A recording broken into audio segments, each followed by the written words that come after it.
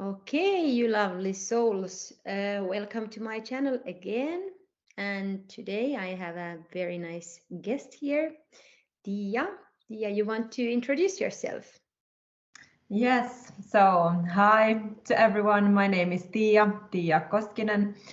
I'm from Finland and I'm a self-love and shadow work coach who helps people to get more in touch with their authenticity by going through the so-called negative emotions and finding their path back to their truest self. Yeah. So we do actually very similar work, but we use very different techniques. So that's Yeah. that's at least super interesting for me. Cool. So Tiia, would you like to share your story a little bit? Like, how did you end up coming here? What you are doing now? Yeah, so of course, it all starts with the kind of negative experiences.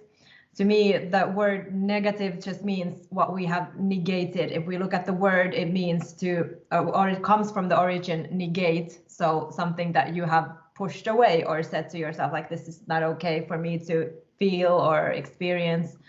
So I don't see negative as bad. It's just something that we have chosen not to look at. So, or some hardships in our lives. So here in Finland, where me and you have grown up, I think we have all the like normal facilities are okay, and people could say that we have a high standard of living and everything is good. But then I think what is missing is kind of like the emotional intelligence from the families. So there's maybe not so emotional, when you're really like present with your children and seeing them, feeling them, and like tuning into their needs. I think that is something that is missing still from our culture. Yeah, we still have the trauma from the wars. Like Yes. our grandfathers and grandfathers, they couldn't express their feelings, and especially with men in our culture, it's actually very hard. They are not taught to really work with their emotions at all, basically. Yeah. So I grew up in a normal household, but in a way, no emotions were allowed in my childhood. So it was not only the, so-called negative emotions, but also I think my positive emotions were a trigger for some reason to my mom, because it comes back to her story. Her mother was in a wheelchair and she had to take care of her own mother. So Mm. then she couldn't enjoy the normal youthness that she should have had maybe. And then when she saw me as a happy child, that was a huge trigger for her and she couldn't deal with that. So she tried to suppress that. Mm. And I think that's all unconscious. She didn't mean to do that, probably. I don't know. But like, anyways, Most that probably happened. not. Mm. Yeah. So no excitement or joy, they were all put down if I felt them. And also crying wasn't allowed. So I'm actually being told quite many times, like, you're not allowed to cry. And then the means that they used were like punishments, so then you were put in the corner and like shame on you for crying. And Yeah. so that created a lot of internal angst, really, Yeah. like a deep hole within me where love should have been, but there was Yeah. only like, punishments and different kinds of things that left me really feeling empty. Mm. And I grew up with that emptiness and I realized quite young, actually, when I was maybe 10 or 12, that it shouldn't be like that in a way. So I told my dad, like, okay, I'm feeling really bad and I need to go to therapy or somewhere. And I was really, really ready to like dive into that black hole inside of my heart that I felt and Mm. like do something about it. But then when I went to different therapists' office, they didn't, I don't know if they didn't have the tools or they didn't want to provide them to a 12-year-old girl. But Right. anyways, it was only like we were talking about, well, what are you thinking right now? And I was like, well, I'm thinking that I should go and get a shower. So what's that help? Yeah. So Mm. I didn't it was some help. Of course, talk therapy has its place in our society, and it's good too, because then they see you, you're able to express your thoughts and feelings. But anyway, that black hole was still inside of me still. And yeah, I couldn't find anybody to help me with that. So I was crying a lot and releasing a lot, but then I didn't know like how to move forward from that. Right. So then I was just Googling things, like literally I have Googled how to be happy, because I looked at happy people and I was like, why can't I feel happiness? Why is it so difficult for me to feel joy and excitement and genuine like happiness? Like, how do people do that? Yeah. Because for me, because I was sort of like punished for feeling those feelings, so my whole body and nervous system didn't let me experience them in my adulthood. Yeah. So if there was a joy or excitement, there was instantly like a voice inside of my head coming like, no, calm down, you shouldn't do that, like it's not safe to feel that. And yeah, I started to experience like panic attacks and anxiousness and all of the nice mental health problems that we have. Yeah, then when I was Googling, I found actually Teal Swan and her teachings from the internet. And then she explained so well. She was talking about directly to me about that black hole that I was feeling. And she explained that, okay, it's like there's nothing wrong with you if that has been where you grew up. Like, I expect you to be like that. And that hole is actually a place where love should have been, but it wasn't. And that's why it's so hard for you to, when you're looking at your like past and trying to look like, what is the specific thing that happened that made me feel like this? And but you can't find it because it's something that wasn't there in the first place. Right. So she calls that emotional neglect. So then I had a, okay, now I have something to work with. Now I know what I'm dealing with. And then she provided me with different kinds of tools of like how to actually be with your emotions, come back to your body, and like go through the traumatic experiences, and also transform the beliefs that were formed at the age before the age of 7, because those were the beliefs that were keeping me stuck. Yeah, definitely. Started to work through them and like apply really everything that I learned from her, and trained to be a facilitator in her process, the completion process, where we actually go back to see or meet the inner child and provide that with the missing needs that it has. So in my case, for example, there was a missing need just to be seen, loved, heard, and to just be listened to, and like positive energy coming towards me. Yeah. And that's what I started implementing like bit by bit, and it has definitely been a journey that I'm still on. But like, because the thing that I forgot to mention is that also in the past, even though that was something that my parents did to me, the emotional neglect and some other things, then I internalized that. So I became really self-abusive in the process. So I had different ways of hurting myself, like cutting myself and hitting myself, and it was really like, and then the inner critic in the head was really like striving to be perfect in order to be accepted.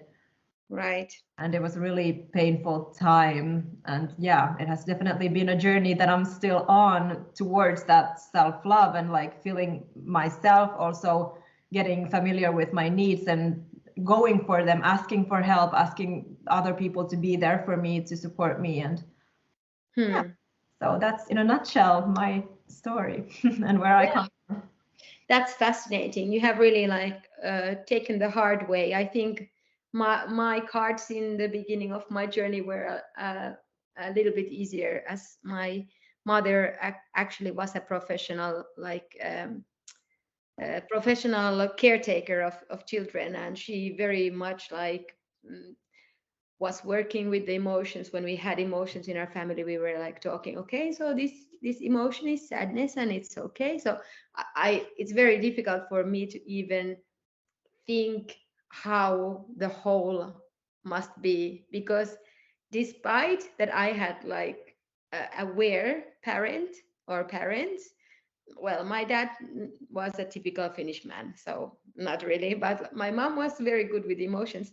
Still, the teenage time and the lack of self-love and the feeling of being inferior and being shit was like huge. So I can imagine how it is when you are given like even more like triggers from your family all the time. Like it must be very hard.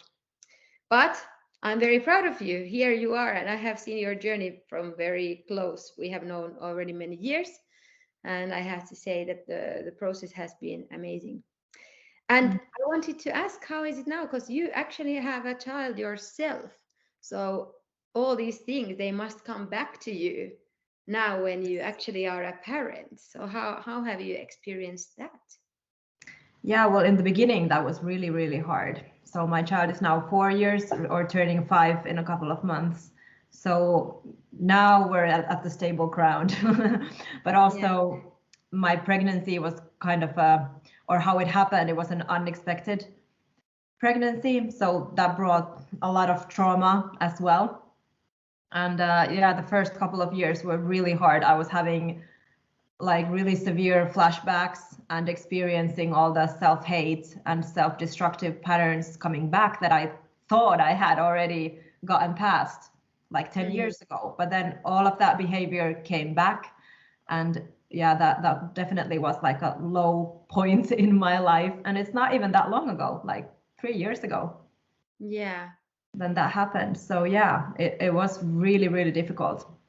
And I was really disassociating, so it was really hard for me to stay in my body and get the or feel the emotions and feelings, because my whole body and mind was like against me, or so it felt. Yeah, exactly. Oh wow, but yeah, because that's what I've heard. I'm not a mother myself, but I've heard that those things always come back to you when you turn to a new role in your life, and you have to kind of like relive everything for a short period of time. Cool. So let's go to the beef, like the what we wanted to talk about today, and let's dive into the shadow work and emotional work that you do. So how do you see this subject in general, and what it is that you give for your clients? So, well, first of all, shadow work can mean a lot of things to different people. So to me, it just means the unconscious. So anything that you have suppressed, denied, or disowned about yourself, then we're like, okay, let's look at that. So it's the yucky things, about your personality, but also emotions, because people don't want to look at their shame, for example. They don't want to feel the anger or fear or sadness. Yeah. Because, well, let's be honest, it doesn't feel so good. Yeah. So yeah, that's what I We help. are told not to. That's the very Yeah, typical thing. exactly. Yeah. And those emotions aren't very like approved in general in our society. They're seen as bad and categorized as bad, and like there's something wrong with you if you feel them. Especially here in Finland, I think people expect you to be like neutral all the time. Yeah. It's true. If you don't know the Finnish culture, like I wish you would have a peek right now at the general population here. Like the thing is that people don't in Finland really they don't talk about emotions. They talk about what they do and their careers and the weather, and that's about it. And for example, my boyfriend, he's Spanish, so it's very difficult for him to integrate in this society, because Spain is all about family, about relationships, about how is everyone feeling, about supporting each others. And here in Finland, we just stay alone in our houses and concentrate on being effective. Like it's very crazy. Yeah. Yeah. So an example from my work would be then like, or what happens when we actually choose to be with ourselves, choose to look at the negative experiences, negative emotions, is that when you lend your conscious attention to your body, to those parts that really, really need you or would have needed you and your presence in a traumatic time, and you sit with them, you choose to be with them, and you like affirm to yourself, like, no matter what, I'm here and I choose to feel this. So then actually you're calling all your energy back to your body and to that moment. So you're embodying yourself. Yeah. Because what happens in those traumatic experiences when we're young is that it's too big for us to handle. It's too big for our nervous system to hold it. So our energy jumps outside of our body. So if there's a threat, for example, like if there's your parent being aggressive or something, and you really trusted that parent, that was your source of trust and love, and then they turn really aggressive and start, for example, yelling at you, and you can't hold it, you can't rationalize it like before you're like 7 to 8, because when we're under 7, we only like feel the world. We don't conceptualize it. We don't have the mind is not activated yet where you can like look at things and decide, okay, this is not true, this is true. Yeah, we don't have the conscious part of our mind developed Yeah. yet. We have the unconscious, which is like a sponge, and we just like suck everything in, and everything is also true. That's like why our parents' thoughts and beliefs, they really stick with us without us really realizing it, because we haven't ever chosen to believe in them. We have just adapted. So that's the important part, that everything is true to you. So if there were like these traumatic experiences, and everybody has these, even like to a baby, if the mother goes to the toilet, that can be a traumatic experience. Yeah. If they're crying, so they can actually, that can imprint them with a, you know, abandonment wound. Yeah. So what we do then is we look at the triggers, which are emotions or emotional parts of the memory that happen here in the now, in the adulthood. So for example, with me, in my romantic partnerships, for example, if I was with my ex or with my boyfriend, when they were leaving just to be with their friends, I used to experience like severe panic attacks.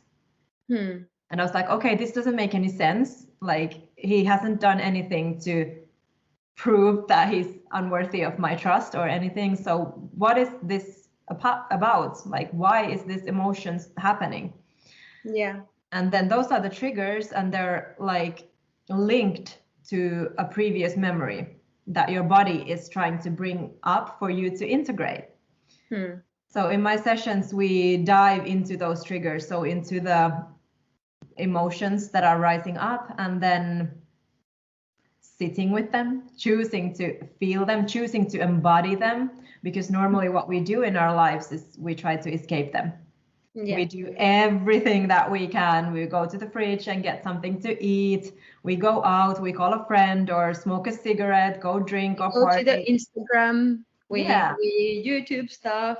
We never sit in calm way. Yeah, and actually feel it. So that's what I try to encourage people to do, like sit down and actually feel it, actually let it out of your system, because well, that does in and of itself so much. Just that you can like get it out of your system, because it's energy, it's stuck energy that should have been processed in the moment, but you didn't have the tools for it, you didn't have the space for it, you didn't have the safety for it. But now you do. Now you're an adult, and it's like you can actually hold that. Yeah. So then we sit down and let the emotion come out, and I also always validate what they're feeling, so that they can feel that there's nothing wrong with them. It's normal to feel the emotions. And then we look at like, okay, where's the root of it? So when did it happen for the first time?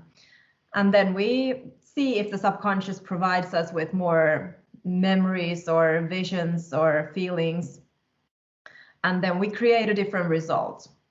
So, for example, in that example where my boyfriend was leaving, then when I dove into the feeling, the panic attack feeling, I was brought back to the memories of me when my parents had separated and I was like 5 to 6 years old, and we were moving back and forth from my mom's place to my dad's place and that. So Yeah. it was like every time that we were taken away from my dad's place, for example, I didn't have the conceptualized, time frame of like when I'm going to see him again.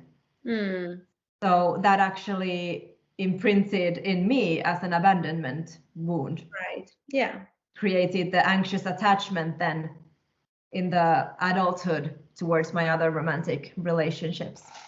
Yeah, definitely. And also, what is very, very important in this point, maybe to tell, is that a person who has this, like, for example, abandonment trauma and is unconscious about it, this person is kind of creating that world more and more by her actions, because then she becomes clingy, she wants to get the security, but the other person doesn't want to feel that they are like dragged down or like forced to anything. So actually that leads to abandonment in the relationships. So if you want to really change the patterns in your life, you have to do the work inside you, and it might be shit for a while. It might be like a very a nasty session with a lot of stuff coming out, maybe even a few months of healing, but the results are permanent. And that's what I think is very important to let people who are interested in shadow work to know that you can actually change your whole reality with it, how your life works. Yeah, because that comes also like it's not just a mental concept. Like we're embodying the emotions in the good, but in the bad as well. So we start with the diving into the bad stuff, so-called, but then that's not where we leave it. So we find out, okay, the missing need was actually to feel secure and know that I will get back to my dad and or whatever it was.